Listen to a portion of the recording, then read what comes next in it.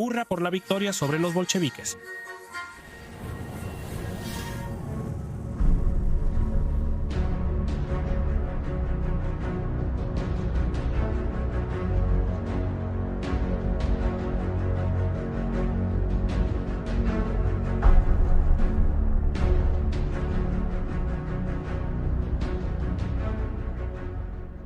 En 1945, 1 de cada 10 soldados alemanes capturados en Normandía el día D era ciudadano soviético. En el frente oriental, entre una cuarta parte y la mitad de las divisiones de la Wehrmacht eran hombres nacidos bajo el gobierno de Stalin. Al final de la guerra, entre 470.000 y 475.000 soviéticos estaban en la Wehrmacht y Waffen-SS, equivalentes al 10-15% de las fuerzas armadas alemanas. Durante la guerra, se estima que entre 800.000 y 1.4 millones de ciudadanos soviéticos sirvieron a Alemania en funciones militares. No fue un fenómeno marginal, sino una colaboración masiva que desafiaba las ideas sobre lealtad, ideología e identidad nacional. Por décadas tras 1945, la historiografía soviética ocultó el hecho. No había monumentos ni registros oficiales sobre estos hombres. En Occidente, la memoria popular destacó la resistencia y relatos heroicos antifascistas. Los hombres que pelearon para Hitler contra Stalin quedaron como una nota al pie, una vergüenza y un problema histórico difícil de abordar. Muchos no saben que en Nueva York, Arkham, América, hay un monumento al Ejército de Liberación Ruso en Estados Unidos. Lejos del frente oriental, este monumento está en Nanuet, Nueva York, en el cementerio ortodoxo ruso Novodevevo. El monumento está dedicado al movimiento de liberación de los pueblos de Rusia de 1941 a 1945 y lleva la inscripción a aquellos que cayeron en la lucha por una Rusia libre. Refleja la visión de algunas comunidades rusas emigradas que consideraban a las fuerzas de Blasov no solo colaboradores, sino opositores al régimen de Stalin. Cada año, el clero ortodoxo realiza servicios conmemorativos en el sitio, atrayendo visitantes que recuerdan el movimiento y a sus caídos décadas después de la guerra. La existencia de este monumento en Estados Unidos muestra lo controvertido y duradero que es el legado del Ejército de Liberación Ruso. Su historia muestra la esencia del totalitarismo y los límites de la lealtad cuando la supervivencia está en juego. No es una historia de héroes, sino de desesperación, errores y el choque de dos tiranías que costaron millones de vidas. Los hombres con uniformes alemanes que combatieron a los soviéticos no eran ideólogos nazis, sino resultado del terror de Stalin. Sobrevivientes de hambrunas, prisioneros hambrientos en campos alemanes y soldados entre dos mundos en ruinas. Para entender por qué tantos soviéticos lucharon para Alemania, hay que saber cómo era la Unión Soviética en 1941. La consolidación del poder de Iósif Stalin había transformado la URSS en un paisaje de miedo, donde la supervivencia dependía de la obediencia silenciosa y la traición se había vuelto algo común. La colectivización agrícola de 1929 destruyó la economía campesina tradicional con una brutalidad inédita.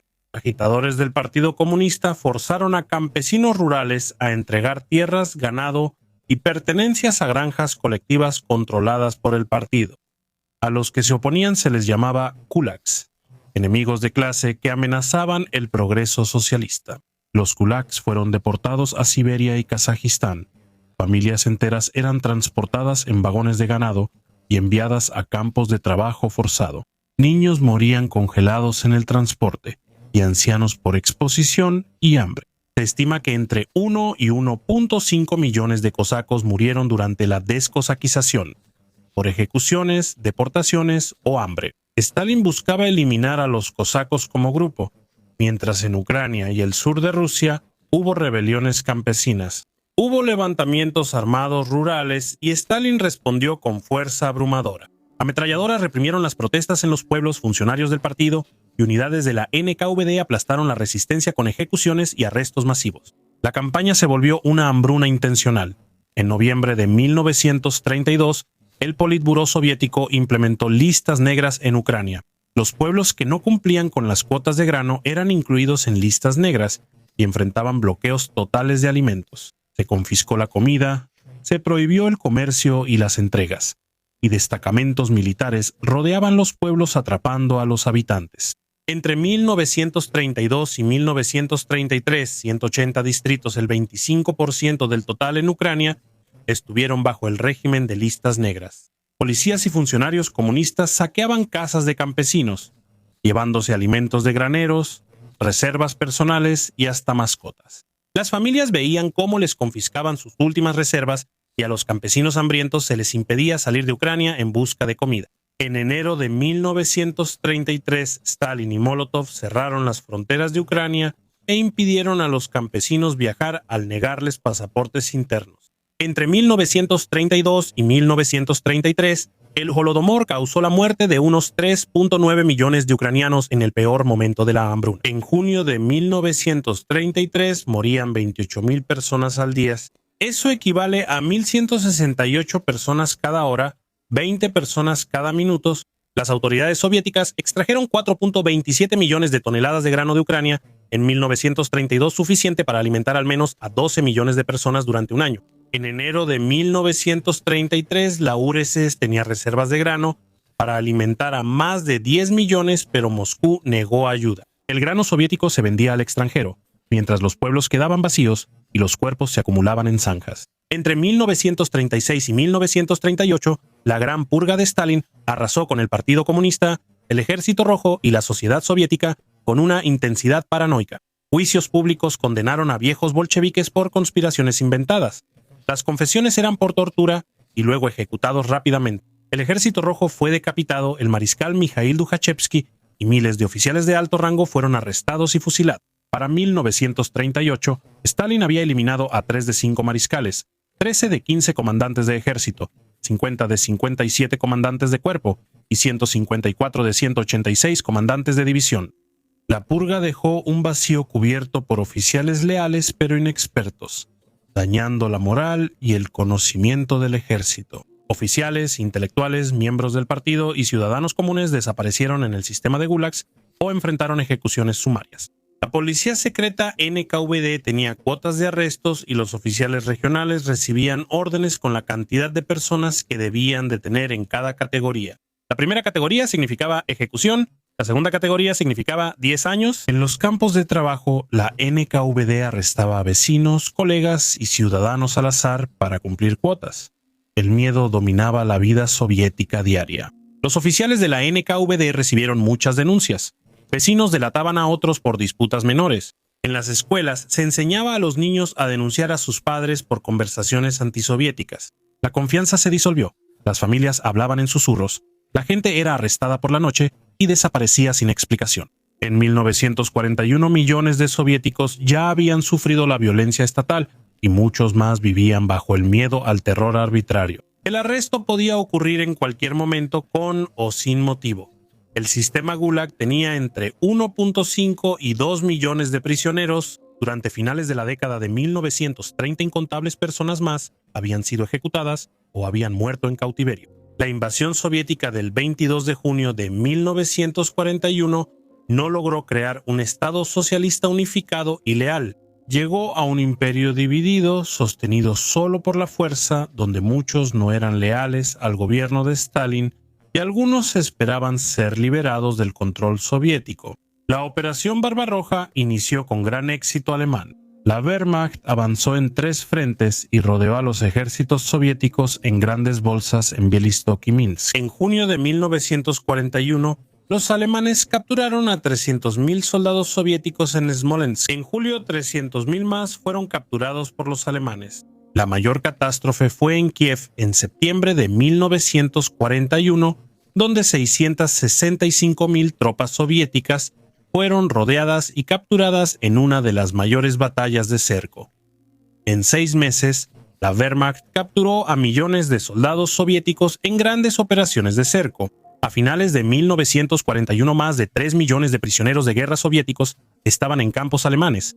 Para principios de 1942, 2/3, más de 2 millones, habrían muerto.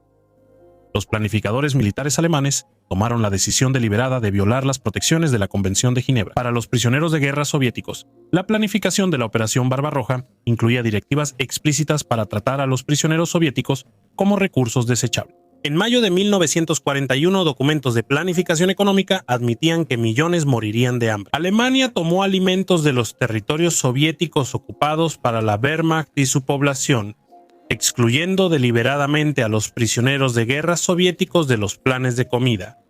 Solo recibían lo que sobraba tras cubrir las necesidades alemanas. En la práctica, esto significaba una hambruna planificada. En octubre de 1941, las raciones diarias para prisioneros que no trabajaban se fijaron en 1.487 calorías, cantidad que el general Eduard Wagner consideró insuficiente para sobrevivir. Wagner declaró en una reunión de noviembre de 1941 que los prisioneros que no trabajaban morirían. Esto no era una predicción, sino una afirmación. Política deliberada. Muchos prisioneros recibían menos aún, a veces solo 700 calorías diarias. Era una sopa aguada de verduras podridas, pan con harina y aserrín, paja o a veces papas crudas. Los prisioneros excavaban con las manos en el suelo helado para hacer refugios improvisados. Algunos lugares solo tenían espacios abiertos con alambre de púas. Los prisioneros no tenían protección contra los elementos durante el brutal invierno ruso de 1941 a 1942. En Bielorrusia, los prisioneros de guerra soviéticos solo tenían pabellones techados sin paredes. Los prisioneros estaban expuestos a la nieve y a las temperaturas bajo cero. Las enfermedades se propagaban de manera explosiva por los campos. El tifus, transmitido por piojos en hombres hambrientos y sucios, mató a decenas de miles. El agua y comida contaminadas causaron disentería y convirtieron los campos en letrinas. La desnutrición debilitó los sistemas inmunológicos. Los cuerpos de los hombres empezaron a hincharse por la deficiencia de proteínas. Su piel se agrietaba y sangraba, y perdieron la capacidad de caminar. Testigos describieron a los prisioneros como figuras esqueléticas con vientres hinchados y ojos hundidos. De octubre de 1941 a enero de 1942, entre 300.000 y 500.000 prisioneros soviéticos morían cada mes. En invierno, la mortalidad aumentó tanto que hasta el 1% de los prisioneros de guerra soviéticos moría diariamente en los campos alemanes. Eso equivale aproximadamente a 8.000 muertes diarias en todos los campos, una cifra de muertes similar a la de todos los prisioneros de guerra estadounidenses y británicos en cautiverio alemán durante la guerra. Para febrero de 1942, más de 2 millones de los 3.35 millones de prisioneros soviéticos capturados en 1941 habían muerto principalmente por inanición deliberada y exposición. Los guardias alemanes presentaron informes que describían a los prisioneros comiendo pasto y hojas en intentos desesperados por llenar el estómago. Los prisioneros luchaban por cáscaras de papa, comían corteza de árbol y, en casos aislados, practicaban canibalismo. Cadáveres congelados yacían junto a las cercas de alambre, donde murieron intentando huir o por agotamiento y hambre. En este contexto surgieron los primeros voluntarios soviéticos en Stalingrado. Iris, nombre de los voluntarios, eran entre 40.000 y 65.000 hombres, una cuarta parte de la fuerza de combate del Sexto Ejército Alemán. A fines de 1942, Hewis formaba la mitad de la 134 División de Infantería del Segundo Ejército Panzer. El término Hilfswill significaba voluntario auxiliar, pero el voluntariado a menudo era una ficción. Para muchos prisioneros de guerra soviéticos, unirse al ejército alemán no era una decisión ideológica ni política. Era la diferencia entre morir de hambre en un campo o sobrevivir. Los comandantes alemanes aprovechaban la desesperación de los hambrientos para cubrir su constante falta de personal. Un oficial de la Wehrmacht escribió al general Ludwig Beck sobre la contradicción de que las fuerzas alemanas reforzaran sus tropas con prisioneros de guerra rusos convertidos en artilleros, pero la falta de personal no dejaba opción. Los voluntarios surgieron espontáneamente. Los comandantes alemanes, ante grandes distancias y falta de personal, reclutaron prisioneros soviéticos para trabajos.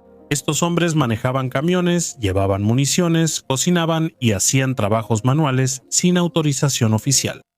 Con el aumento de bajas alemanas, los Hiwis comenzaron a portar armas y servían en pequeñas unidades armadas para seguridad y operaciones antipartisanas.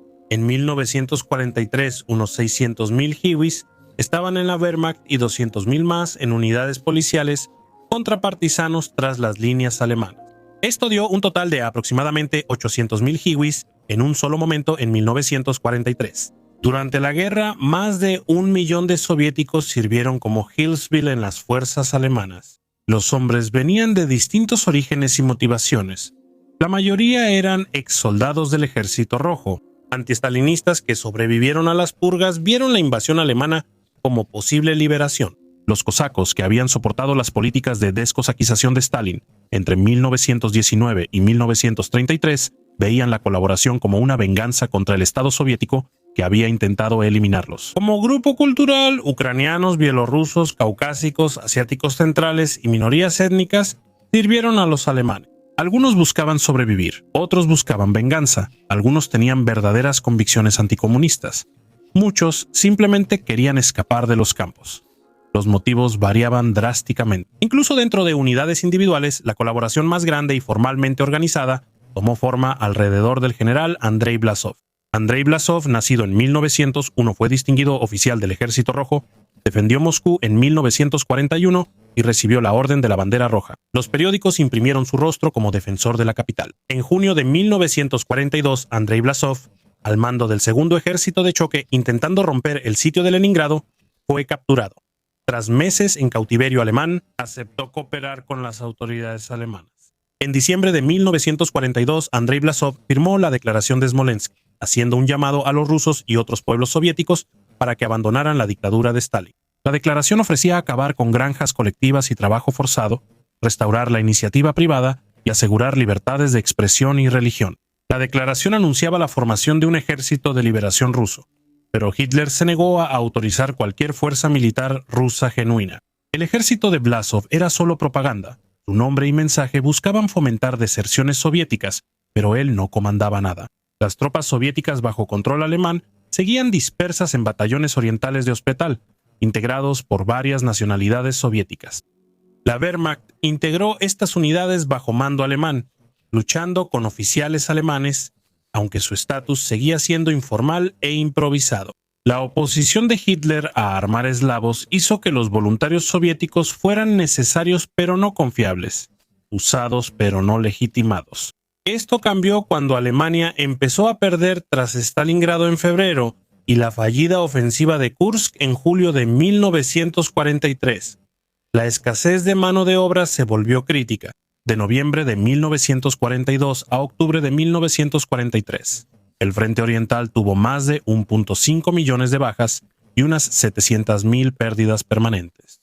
En diciembre de 1943, el ejército alemán en el Frente Oriental perdió más de 1 millón de soldados y quedó con poco más de 2 millones. Se disolvieron o fusionaron 40 divisiones y las de infantería alemanas redujeron su fuerza a 10.700 hombres, casi la mitad.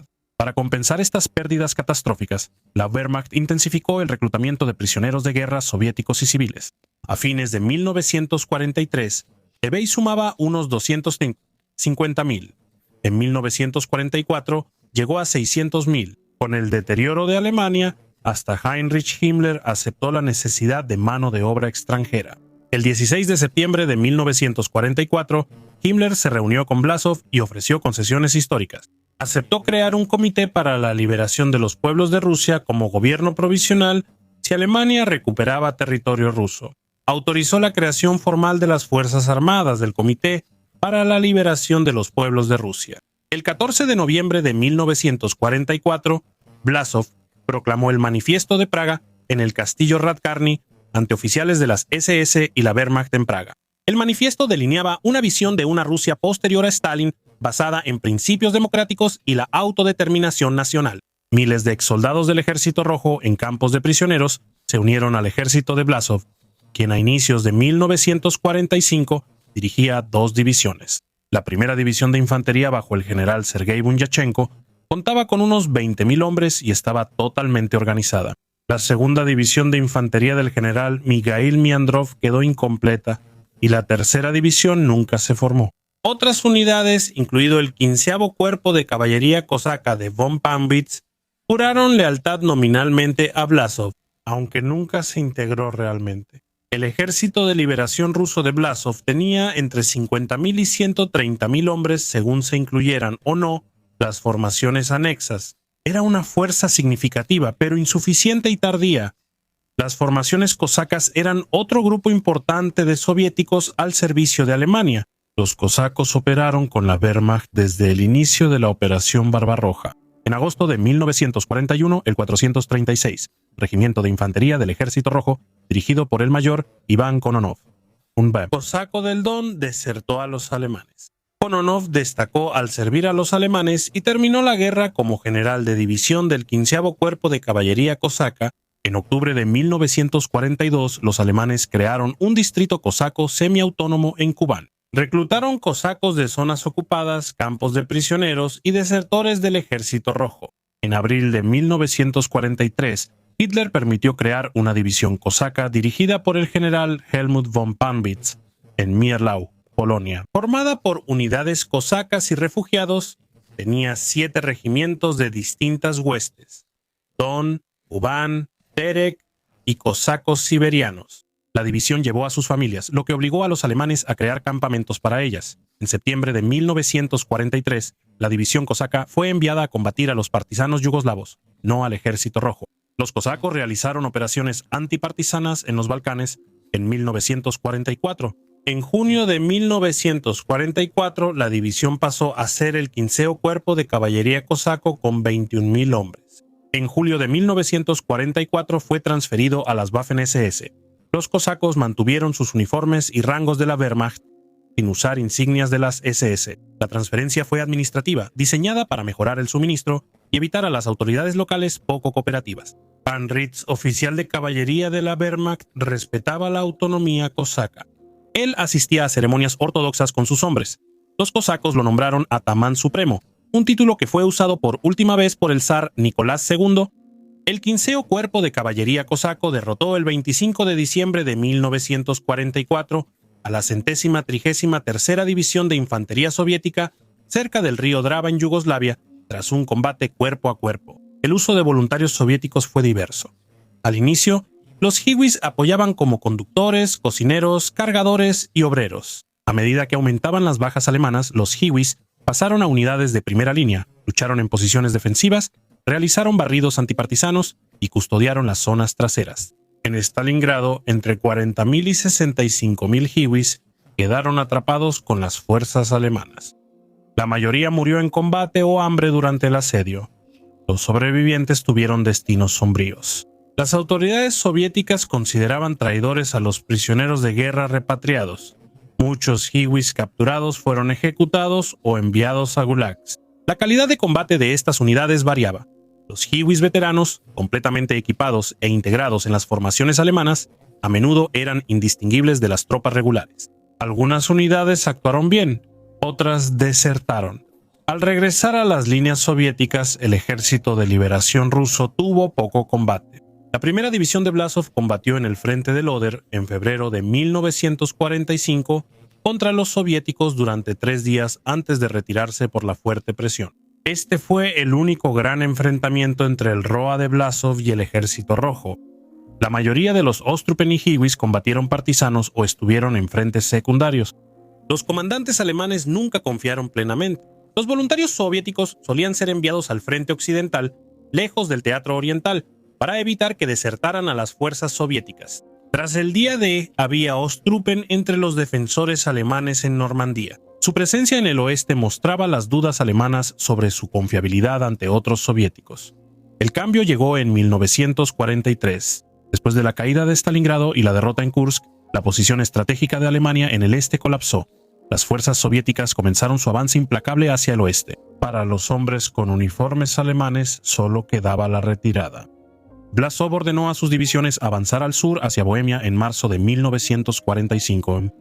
Planeaba reunir sus fuerzas y negociar la rendición con estadounidenses o británicos, evitando caer ante los soviéticos. El ROA y otras formaciones rusas esperaban que los aliados occidentales los reconocieran como luchadores anticomunistas y les concedieran asilo. Esta esperanza fue un error de cálculo fatal. En mayo de 1945, mientras Alemania colapsaba, la primera división de Vlasov estaba cerca de Praga, en Bohemia Central. La división se retiró del frente del Oder tras 3 días de duros combates contra fuerzas soviéticas. En febrero de 1945, Vlasov ordenó a sus tropas avanzar al sur para reunir sus unidades y negociar la rendición con los aliados occidentales. El general Jorge Patton y el Tercer Ejército de los Estados Unidos habían entrado en el oeste de Checoslovaquia y se acercaban a Pilsen, a menos de 100 kilómetros de Praga. Błaszów esperaba que las fuerzas estadounidenses liberaran Praga y que el ROA pudiera rendirse ante ellos en vez de ser capturados por los soviéticos. El 5 de mayo de 1945, la resistencia checa se levantó contra los ocupantes alemanes en Praga. Policías checos entraron a la estación de radio en Vinaradska y pelearon contra soldados de las SS que ocupaban el lugar. Un locutor checo transmitió llamados a la población para levantarse contra los nazis, y se levantaron barricadas en el centro de la ciudad. Los combatientes checos, armados con rifles de caza y armas improvisadas, ocuparon edificios clave. El SS Obergruppenführer Karl Hermann Frank, el brutal administrador que había organizado la destrucción de Lidis y Laki en 1942, respondió con una fuerza abrumadora. Las unidades alemanas desplegaron tanques y artillería contra las posiciones checas. Los combatientes de la resistencia enfrentaban la aniquilación al no contar con armas pesadas para contrarrestar los blindados alemanes. Los líderes militares checos, sabiendo que la primera división del ROA de Sergei Bunyachenko estaba a unos 40 kilómetros al suroeste de Praga, enviaron emisarios al comandante ruso. Los checos querían que el ROA cambiara de bando y les diera los tanques y artillería que necesitaba la resistencia. Sergei Bunyachenko tenía una decisión imposible. Su división tenía de 15.000 a 20.000 hombres en regimientos con vehículos y armas pesadas. Estaban entre las fuerzas soviéticas que avanzaban desde el este y las líneas estadounidenses al oeste. Bunyachenko sabía que el Ejército Rojo se acercaba a Praga y que los soviéticos veían a los soldados del ROA como traidores que serían ejecutados o enviados al Gulag si los capturaban. Sabía que los aliados no prometieron proteger a los colaboradores rusos. Błaszów tampoco quería intervenir en Praga al principio. Aún esperaba que Alemania y los aliados occidentales lograran un acuerdo contra la Unión Soviética. El servicio del ROA para Alemania se veía como un activo, no una carga. Bunyachenko no estaba de acuerdo con esto. En la reunión del Consejo Militar del 4 de mayo, Bunyachenko dijo que el ROA debía mostrar credenciales antinazis para buscar protección occidental. Błaszów, al notar que su subordinado actuaría pese a las órdenes, supuestamente dejó la reunión diciendo que si sus órdenes no valían, no tenía más que hacer. Bunyachenko autorizó a su división marchar a Praga y apoyar el levantamiento checo. El ROA llegó a Praga el 6 de mayo de 1945. Debido a que los hombres de Bunyachenko vestían uniformes alemanes, los líderes de la resistencia checa les proporcionaron banderas tricolores rusas blanco, azul, rojo para distinguirlos de las fuerzas alemanas. El primer batallón del ROA se trasladó al centro de la ciudad e inmediatamente se enfrentó a unidades alemanas de las SS y la Wehrmacht. Durante los siguientes 2 días, los soldados del ROA libraron combates callejeros contra sus antiguos aliados. Atacaron posiciones alemanas con tanques y artillería, apoyando a los checos en la defensa de puentes clave sobre el Vltava. Las armas pesadas del ROA fueron clave para frenar los contraataques blindados alemanes en Praga. Las unidades del ROA desarmaron a aproximadamente 10.000 soldados alemanes. Los combates fueron intensos y confusos. El ROA tuvo unas 300 bajas entre muertos y heridos. El 7 de mayo, patrullas estadounidenses contactaron a oficiales del ROA y líderes checos. Los checos descubrieron que en Yalta los aliados occidentales aceptaron que Checoslovaquia fuera liberada por los soviéticos. El tercer ejército de Patton no pasaría de Pilsen. Praga fue asignada para ser liberada por el Ejército Rojo y el Consejo Nacional Checo. Al notar que las fuerzas soviéticas entrarían y Stalin veía a los soldados del ROA como traidores, cambiaron de rumbo de inmediato. El 7 de mayo denunciaron al ROA y exigieron que las tropas de Bunyachenko salieran de Praga. Los partisanos checos comunistas arrestaron a soldados del ROA antes de la llegada del Ejército Rojo y los entregaron a las autoridades soviéticas. Bunyachenko entendió que había fracasado. Los aliados no llegarían y el Ejército Rojo se acercaba. Los checos, por miedo a Stalin, abandonaban a sus aliados temporales. El 7 de mayo a las 23:00 horas, Bunyachenko ordenó a su división retirarse de Praga y marchar hacia el oeste en dirección a las líneas estadounidenses. El segundo regimiento del ROA cubrió la retaguardia en el suroeste de la ciudad y se enfrentó en tiroteos con las Waffen-SS, quienes se negaron a acatar la rendición alemana del 7 de mayo mientras el ROA se retiraba de Praga ya veían entrar a las unidades soviéticas en los distritos orientales. El primer frente ucraniano del Ejército Rojo, dirigido por el mariscal Iván Konev, inició la ofensiva final para tomar Praga el 6 de mayo. 3 ejércitos de tanques soviéticos avanzaron hacia la ciudad desde diferentes direcciones. El tercer ejército de tanques de la Guardia bajo el mando del general Pavel Rybalko, el cuarto ejército de tanques bajo el mando del general Dmitry Lelyushenko y el sexto ejército de tanques bajo el mando del general Andrei Kravchenko, todos convergieron en Praga. Las fuerzas soviéticas entraron el 9 de mayo, horas después de la retirada del ROA. El levantamiento de Praga terminó con la liberación soviética, aunque la resistencia checa ya había asegurado gran parte del centro antes de la llegada del Ejército Rojo. La propaganda soviética minimizó u omitió el papel del ROA en la liberación de Praga, hecho que fue motivo de controversia por décadas. El ROA y el 15º Cuerpo de Caballería Cosaca huyeron al oeste buscando llegar a las líneas estadounidenses antes que los soviéticos los atraparan. Los cosacos de Pambit se rindieron a los británicos en Austria el 10 de mayo de 1945. Blasov y el ROA llegaron a zonas estadounidenses casi al mismo tiempo, creyendo ambos que habían escapado. Ambos grupos estaban muy equivocados. En Yalta, en 1945, los aliados decidieron devolver a todos los ciudadanos soviéticos al control soviético. El acuerdo de los protocolos de repatriación de Yalta determinó el destino de cientos de miles de personas. Tras la rendición de Alemania, británicos y estadounidenses empezaron a repatriar forzadamente a ciudadanos soviéticos según los acuerdos de Yalta de febrero de 1945, la Operación Killhole, realizada entre 1946 y 1947, fue ejecutada con gran brutalidad. Eso conmocionó y horrorizó a los soldados aliados que recibieron la orden de ejecutarla. Los oficiales soviéticos de repatriación tenían acceso casi libre a los campos aliados para identificar y reclamar ciudadanos soviéticos. Agentes de Smersh, oficiales soviéticos de contrainteligencia, recorrían los campos identificando a quienes reconocían o sospechaban de colaborar. Los protocolos de repatriación establecían que solo quienes eran ciudadanos soviéticos al 1 de septiembre de 1939 debían ser devueltos por la fuerza. Los comandantes aliados ignoraron las distinciones y entregaron a quienes los soviéticos decían. Las operaciones de repatriación forzada frecuentemente se convertían en escenas de carnicería que se parecían más a batallas que a procedimientos administrativos. Al saber que serían enviados a la Unión Soviética, los prisioneros se resistían desesperadamente. Formaban cadenas humanas entrelazando los brazos para evitar ser separados y construían barricadas usando cualquier material que pudieran encontrar. Al acercarse los soldados aliados con órdenes de trasladarlos, los prisioneros se defendían con armas improvisadas, piedras y las manos. Algunos prisioneros preferían clavarse en vidrios rotos o morderse las yugulares en pactos suicidas antes que volver a la Unión Soviética.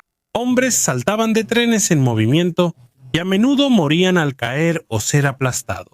Madres abrazaron a sus bebés y saltaron de vehículos en movimiento hacia la muerte, para evitar lo que les esperaba. En la URSS, soldados aliados, muchos de los cuales habían luchado durante años de guerra, creían que estaban defendiendo la libertad y la democracia. Recibieron órdenes de forzar a estas personas desesperadas a subir a transportes rumbo a la muerte o a campos de prisión. El mariscal Harold Alexander y altos oficiales británicos pidieron a Londres aclarar si debían usar la fuerza contra civiles y refugiados aterrados por la repatriación. Las órdenes regresaron. Cumplan con los acuerdos de Yalta. Las demandas soviéticas deben ser satisfechas. La prioridad política de mantener la alianza con Stalin superó las preocupaciones humanitarias y legales sobre el Raffelmond, que prohíbe devolver personas a lugares donde serían perseguidas. El 1 de junio de 1945, en el campamento Pegatz, cerca de Lienz, Austria, ocurrió una de las repatriaciones forzadas más notorias. Unos 4.000 cosacos, muchas mujeres y niños, estaban en el campamento. Las autoridades británicas les prometieron varias veces que no serían entregados a los soviéticos. Los cosacos, al creer en estas promesas, mantuvieron el campamento relativamente tranquilo. El 1 de junio por la mañana, las tropas británicas rodearon el campamento con gran fuerza. Los cosacos, convocados para un supuesto servicio religioso ortodoxo, se tomaron de los brazos y se negaron a subir a los camiones. Un sacerdote católico que estaba presente describió después lo que sucedió a continuación. Los soldados británicos avanzaron con garrotes y culatas de fusil.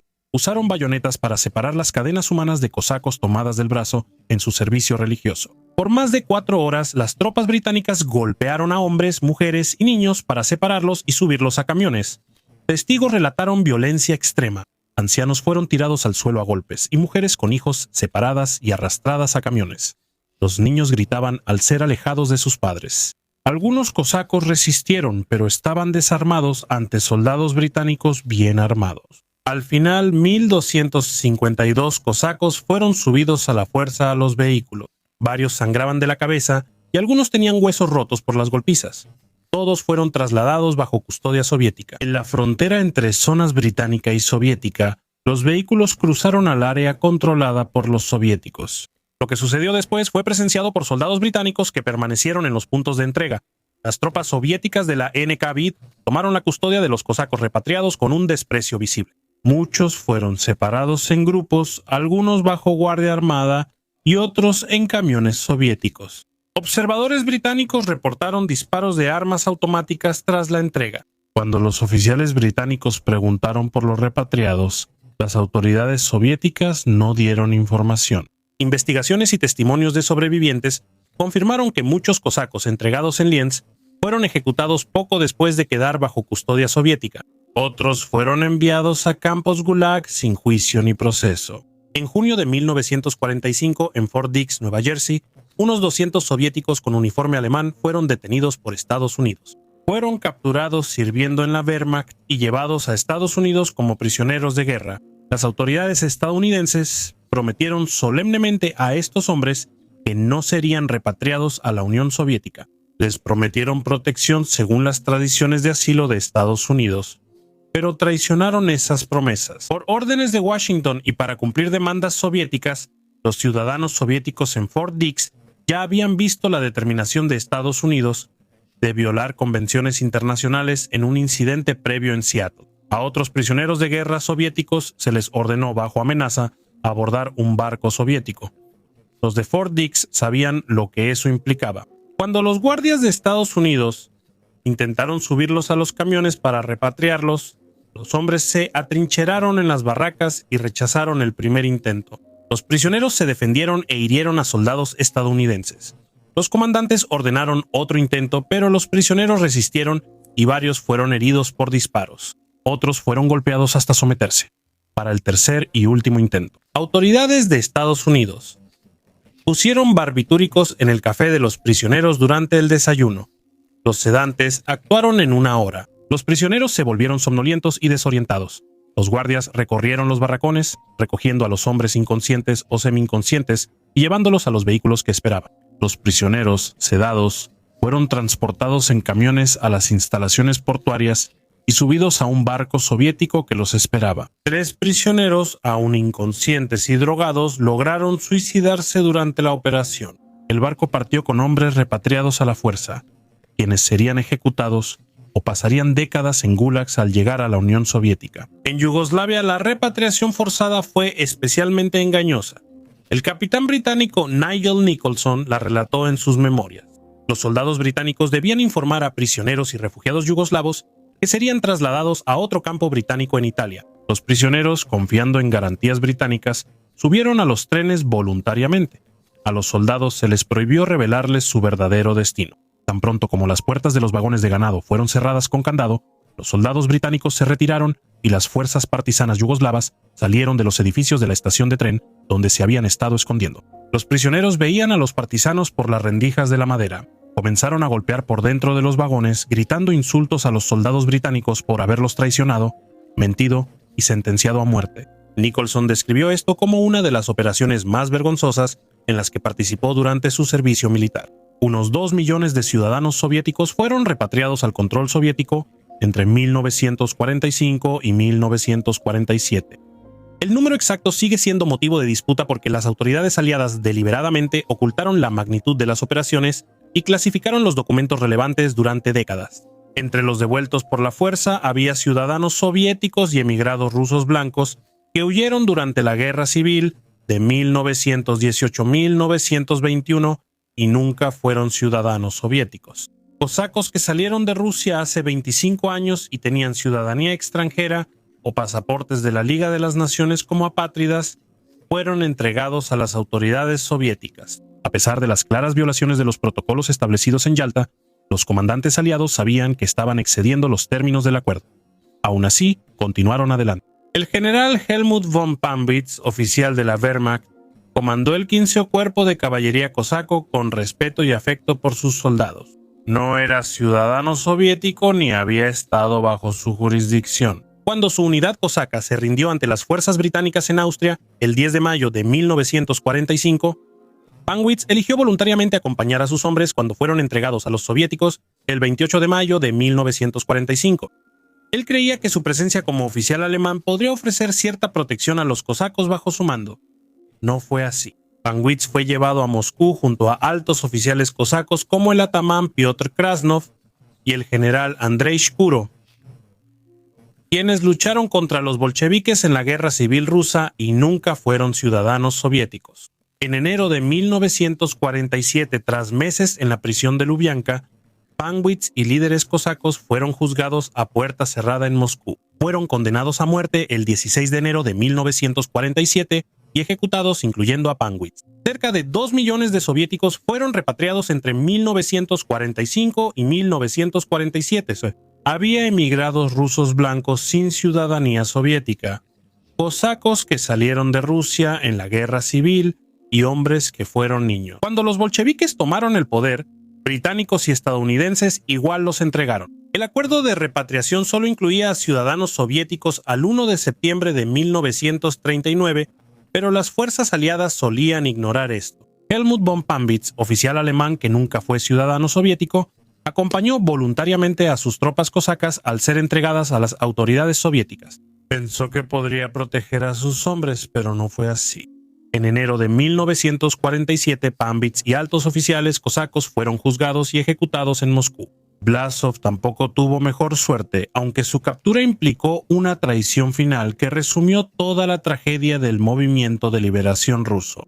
Tras dejar Praga el 7 de mayo de 1945, Blasov y el ROA avanzaron al oeste intentando llegar a las líneas estadounidenses antes de ser interceptados por los soviéticos. Columnas de soldados rusos y refugiados civiles, incluidas familias de oficiales del ROA, avanzaban por las líneas defensivas alemanas en colapso. En el suroeste de Bohemia evitaron las carreteras principales usadas por los tanques soviéticos. Viajaron a través de bosques y caminos secundarios, siempre dirigiéndose hacia el oeste, hacia donde creían que la salvación los esperaba en forma de protección estadounidense. El 10 de mayo de 1945, Blasov y aproximadamente 50.000 soldados y refugiados del ROA hicieron contacto con las fuerzas estadounidenses del Tercer Ejército del general Jorge Patton. Entre Völkermark y Wolfsburgo, Austria, los oficiales del ROA iniciaron negociaciones de rendición. Dijeron a los comandantes estadounidenses que eran rusos anticomunistas que lucharon contra el régimen de Stalin. Presentaron su caso para asilo político, argumentando ser opositores legítimos al totalitarismo soviético y que merecían protección, no repatriación. Los oficiales estadounidenses al principio fueron comprensivos. Algunos reconocieron que estos hombres morirían si eran entregados a los soviéticos. Blasov permaneció con una pequeña columna de mando, intentando llegar a posiciones estadounidenses. El 12 de mayo de 1945, Blasov volvía de reunirse con el capitán Ricardo Donoghue, comandante estadounidense del 37º Batallón de Tanques. La reunión parecía prometedora. Donoghue había escuchado las explicaciones de Blasov sobre los objetivos del ROA y sus principios antistalinistas. Blasov viajaba con su personal y oficiales por una carretera en la zona de ocupación estadounidense en Tirol, cuando su convoy fue rodeado por tropas soviéticas. Cómo las fuerzas soviéticas interceptaron a Blasov con tanta precisión sigue siendo debatido por historiadores. Algunos relatos sugieren que los estadounidenses proporcionaron información sobre la ubicación de Blasov a los oficiales de enlace soviéticos. Algunos relatos dicen que las unidades de reconocimiento soviéticas seguían a Blasov y solo coincidieron en interceptar su convoy. Lo que es seguro es que los soldados estadounidenses que escoltaban a Blasov no opusieron resistencia. Cuando las tropas soviéticas se acercaron y exigieron la custodia del general ruso, la escolta estadounidense se mantuvo al margen. Cuando la NKVD arrestó a Blasov, no resistió, sabía que su destino estaba sellado. Algunos lo describen como resignado y casi aliviado de que la incertidumbre acabara. Fue trasladado de inmediato bajo custodia soviética a través de la línea de demarcación. Desde ahí, fue trasladado en avión a Moscú bajo fuerte custodia. Blasov estuvo 15 meses preso en la Lubianka de Moscú, sede de la seguridad soviética, donde muchas víctimas de las purgas de Stalin fueron torturadas y ejecutadas. La Lubianka simbolizaba el terror en la conciencia soviética. Su fachada amarilla en la Plaza Lubianka, en el centro de Moscú, ocultaba salas de interrogatorio, cámaras de tortura y celdas donde los prisioneros eran mantenidos en aislamiento. A Blasov fue puesto en una celda interna de la prisión. Fue interrogado repetidamente por los investigadores de la NKVD sobre sus actividades, sus motivaciones para desertar, la estructura y operaciones del Ejército de Liberación Ruso y las identidades de otros colaboradores. Las transcripciones desclasificadas de los archivos rusos muestran que Blasov no negó sus acciones ni alegó coacción. Él dijo que luchó contra el régimen de Stalin porque creía que el comunismo soviético traicionó al pueblo ruso. Explicó que fue testigo del sufrimiento por la colectivización, las purgas y el liderazgo militar incompetente que sacrificó a millones de soldados soviéticos. Por la mala planificación y la interferencia de Stalin en las operaciones, afirmó que su objetivo era liberar Rusia de la tiranía stalinista, no servir al nacionalsocialismo alemán. Reconoció que aliarse con Alemania fue un acto desesperado, creyendo que el enemigo de su enemigo ayudaría a derrocar a Stalin. A los fiscales soviéticos no les importaba la filosofía o justificaciones políticas de Blasov en el marco legal de esa época. Colaborar con el enemigo durante la guerra era traición, y la traición tenía una sola pena: la muerte. En verano de 1946, Blasov y 11 altos oficiales del ROA fueron juzgados en un tribunal militar a puerta cerrada. El juicio fue en el mismo complejo que la prisión de Lubianka. Entre los acusados estaban el general Fyodor Trukin, jefe de Estado Mayor de Blasov y ex general mayor del Ejército Rojo, el general Mikhail Shapovalov, ex coronel del Ejército Rojo, el general Vladimir Boyarsky, subjefe de Estado Mayor y ex coronel del Ejército Rojo, además de otros altos mandos de las divisiones y el Estado Mayor del ROA. El juicio duró solo unos pocos días. Los tribunales militares soviéticos que operaban bajo disposiciones de emergencia en tiempos de guerra no permitían una defensa sustantiva ni la presentación de pruebas atenuantes. El proceso fue una formalidad. El veredicto ya se había determinado antes de que comenzara el juicio. Se preguntó a cada acusado si admitía su papel en el Ejército de Liberación Ruso y todos confirmaron los hechos. La Fiscalía presentó pruebas de su servicio para Alemania, su participación en operaciones militares y sus actividades de propaganda alentando a los soldados soviéticos a desertar. No se llamó a testigos de la defensa, no se escucharon argumentos para la clemencia. El tribunal militar deliberó brevemente y regresó con veredictos de culpabilidad unánimes en todos los cargos. Andrei Blasov, Fyodor Trukin, Mikhail Shapovalov, Vladimir Boyarsky y otros 8 altos oficiales del ROA fueron condenados a muerte por ahorcamiento. La sentencia debía ejecutarse ya. El 1 de agosto de 1946, los 12 hombres fueron llevados de sus celdas a la cámara de ejecución y ahorcados según registros soviéticos. Las ejecuciones no se anunciaron en ese momento. Las autoridades soviéticas solo informaron que el juicio de traidores y colaboradores fascistas había concluido y se había hecho justicia. Los cuerpos de los ejecutados no se devolvieron a sus familias y fueron enterrados en tumbas anónimas, cuyos lugares aún se desconocen. La política soviética establecía que los traidores no debían tener tumbas marcadas ni memoriales, y debían ser eliminados de la historia. Para los soldados rasos, sobrevivir significaba el Gulag. En 1949, de los más de 112,000 miembros del ejército de Blasov en campos soviéticos, 48% eran rusos, 17% ucranianos, casi 4% bielorrusos y el resto georgianos, armenios, uzbecos y otras nacionalidades. Recibieron sentencias de 10 a 25 años de trabajos forzados en campos árticos, minas de Siberia y colonias remotas. Algunos fueron ejecutados al instante. Las familias de colaboradores sufrieron represión. Los niños fueron enviados a orfanatos o colonias de trabajo y las esposas arrestadas como familiares de traidores. El Estado soviético impuso silencio total y no hubo memoriales para los ciudadanos que lucharon por Alemania.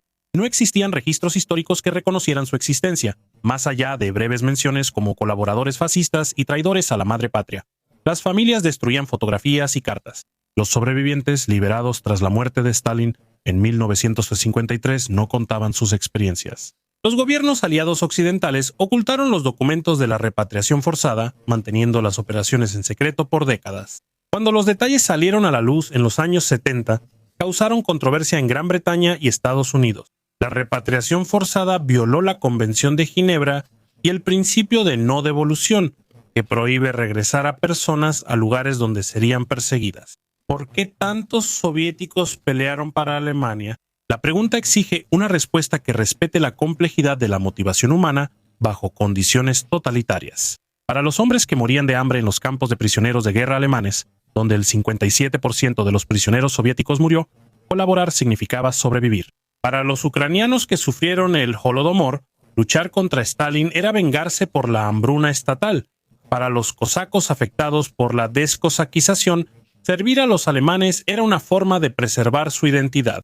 Quienes vivieron las purgas, el terror de la NKVD y el Gulag, veían cualquier opción mejor que el dominio soviético. Esto no justifica colaborar con la Alemania nazi.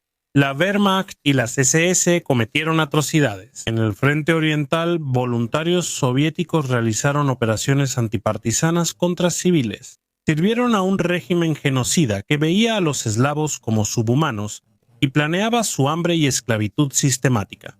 El juicio moral es complejo. Estos hombres pelearon por un estado totalitario contra otro y tomaron decisiones en situaciones imposibles. Unos eligieron por convicción, la mayoría por desesperación, y todos se enfrentaron consecuencias que trascendieron sus muertes. El silencio histórico que rodea la colaboración soviética refleja la incómoda realidad de que millones de ciudadanos soviéticos no sentían lealtad al Estado de Stalin. Este hecho debilitó la narrativa soviética de la Gran Guerra Patria como una lucha unificada y mostró la fragilidad de su legitimidad. Mostró que el terror impone obediencia, no lealtad genuina. Para Occidente, pues el tema seguía siendo incómodo porque complicaba la narrativa aliada de una guerra justa. Las repatriaciones forzadas de gobiernos democráticos causaron cientos de miles de muertes, constituyendo un crimen de guerra según cualquier estándar razonable. Entre 800.000 y 1.4 millones de ciudadanos soviéticos lucharon para Alemania durante la guerra. Es uno de los mayores ejemplos de colaboración con una fuerza ocupante en la historia moderna, superando por mucho la de Europa Occidental.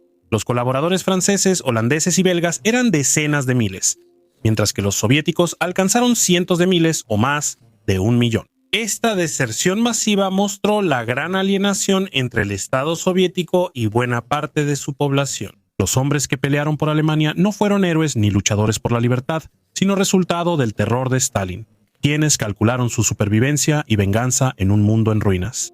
Algunos eran oportunistas, otros ideólogos, pero la mayoría hombres desesperados entre dos tiranías. Su historia no encaja en narrativas cómodas. Dificulta entender la Segunda Guerra Mundial. Reconocer que la guerra en el frente oriental no fue solo fascismo contra antifascismo, sino el choque de dos sistemas totalitarios que consumieron vidas y lealtades de millones. Tras 1945, estos hombres desaparecieron. Algunos murieron en gulags, otros fueron ejecutados y pocos sobrevivieron y fueron liberados. En los años 50 vivieron el resto de sus vidas en silencio. Su servicio para Alemania era un secreto que podía significar un nuevo arresto. Sus familias borraron sus historias, los libros soviéticos solo los llamaron traidores y Occidente casi no los mencionó. El tema era muy complejo, moralmente ambiguo y políticamente incómodo para las narrativas de la Guerra Fría. Más de 75 años después de la guerra, el tema sigue siendo controversial. En Rusia, cualquier reconocimiento de colaboración se considera un ataque a la santidad de la Gran Guerra Patria. En Occidente, el tema incomoda frente a narrativas de liberación y lucha antifascista. Sin embargo, cientos de miles, quizá más de 1 millón de soviéticos lucharon para Hitler contra Stalin. Lo hicieron por supervivencia o convicción y pagaron un alto precio. La mayoría murió en combate, repatriaciones forzadas o gulags. Los pocos sobrevivientes llevaron sus secretos a la tumba. Esta es su historia. No son héroes ni villanos, solo hombres entre dos sistemas mortales, tomando decisiones imposibles en una guerra devastadora. La historia ha intentado olvidarlos, pero su existencia, sus decisiones y sus destinos revelan verdades fundamentales sobre el totalitarismo, la lealtad y los límites de la resistencia cuando la supervivencia misma se convierte en el único principio que queda. Fueron súbditos de Stalin, luego soldados de Hitler, y al final no pertenecieron a ninguno. Solo fueron el millón perdido, olvidados por la historia y la memoria, pero aún presentes en la sombría cifra de muertos del frente oriental.